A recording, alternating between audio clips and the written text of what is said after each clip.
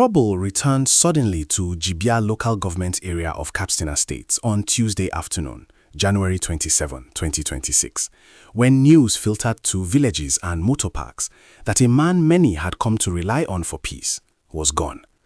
Abdullahi Lantai, popularly known as Lantai Officer, a former bandit leader turned key peace enforcer, was captured during a violent clash and later killed in what security sources describe as a carefully planned ambush by rival bandit factions linked to Bello Turji. 7 of his followers were killed in the same attack. Several others were wounded, with at least 2 now battling for their lives. For a community that had enjoyed months of relative calm, the news landed like a heavy stone. People stopped whatever they were doing. Traders closed shops early. Motorcycles slowed down on dusty roads. Mothers called their children indoors. Something had gone wrong again. Now, at this point, it is important to understand who Abdullahi Lantai was and why his death matters so much. Lantai was not a saint. He was once a feared bandit leader himself, but over time, he became deeply involved in a fragile peace process in the Jibia axis, working with community leaders and the Katsina state government to reduce violence. Residents say he played the role of an enforcer, keeping rival armed groups in check, discouraging raids, and ensuring that agreements were respected. He was the one holding things together, a resident said quietly. Without him, we don't know what will happen next.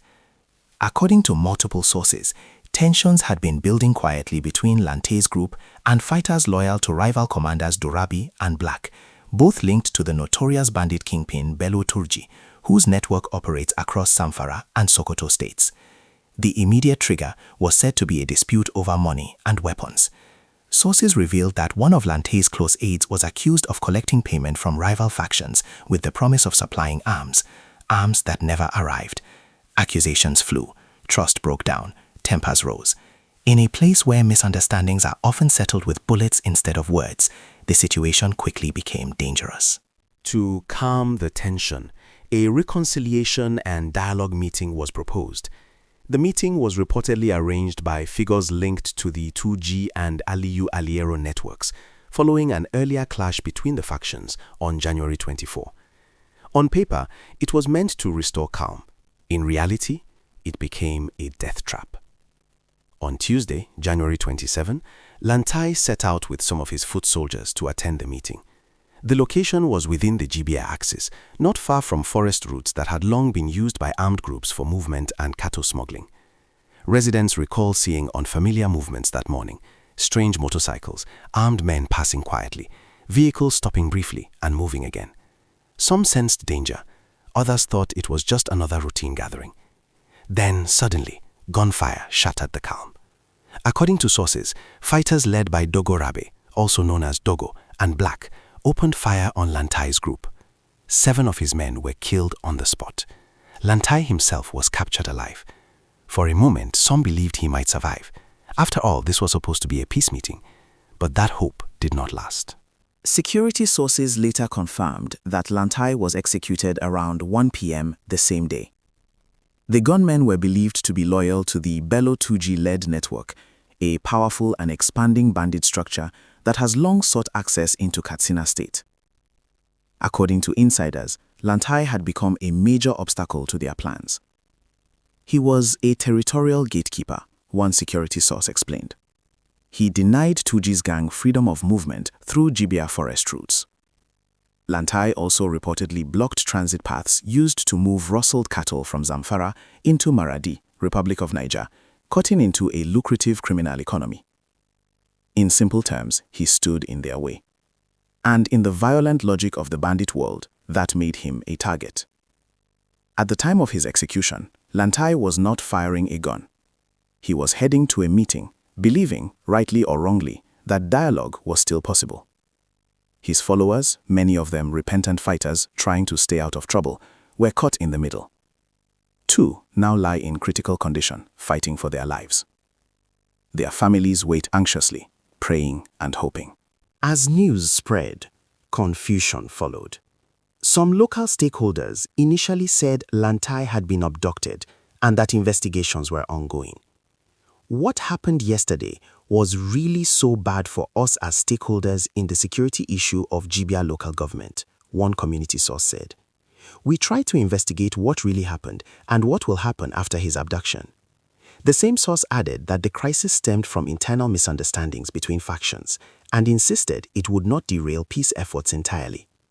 But by Wednesday, security sources confirmed the worst. Lantai was dead. And with that confirmation came fear. For months, residents of Jibia had enjoyed something rare: relative calm.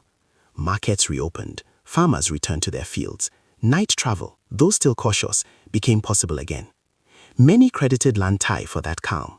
He stopped raids. He warned others not to touch our villages, a farmer said. Now, people are asking hard questions. Who will fill that vacuum? Will his remaining followers retaliate? Will rival gangs seize the opportunity to expand? Already, reports suggest that Lantai's loyalists are mobilizing. Security experts warn that retaliation could come quickly, followed by preemptive strikes by Turji's forces aiming to consolidate control. The threat level in the Jibia axis has now been assessed as high.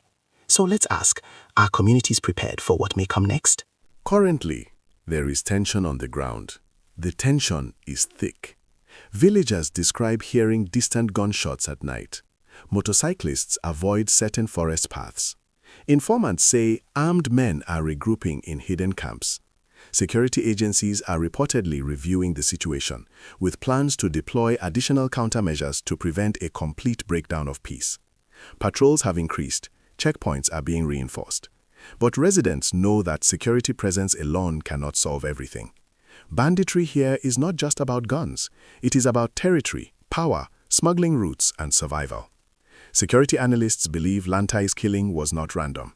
This is a calculated power grab, one source warned. By removing Lantai, the Turji network may be attempting to expand its influence into Katsina state, opening new routes for cattle rustling, arms trafficking, and kidnapping operations. If successful, this could destabilize not just Jibia, but neighboring communities as well. And once violence spreads, pulling it back becomes much harder. We've seen this story before, haven't we? In Jibia town, emotions range from anger to fear to resignation.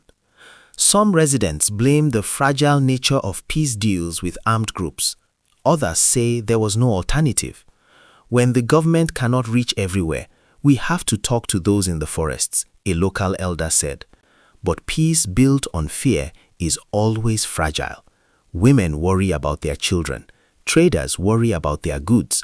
Farmers worry about planting season. Everyone worries about tomorrow.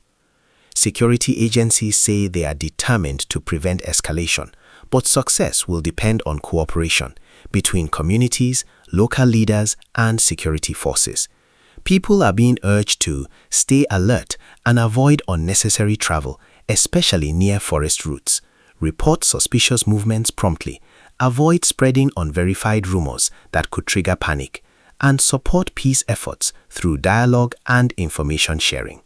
At the same time, experts say there is a need for deeper solutions, addressing poverty, unemployment, and the cycle that keeps pushing young men into armed groups, because without that, today's peace enforcer can easily become tomorrow's casualty. As night falls over Jibia, the forests are quiet, but not peaceful. Somewhere, armed men are planning their next move. Somewhere else, families mourn the dead and pray for the wounded. The killing of Abdullahi Lantai is not just the death of one man. It is a warning about how fragile peace can be when built on uneasy alliances and unhealed grievances.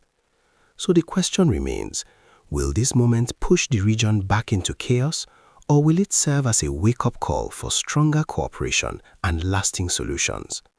The answer lies not just with security forces, but with all of us, leaders, communities, and citizens alike.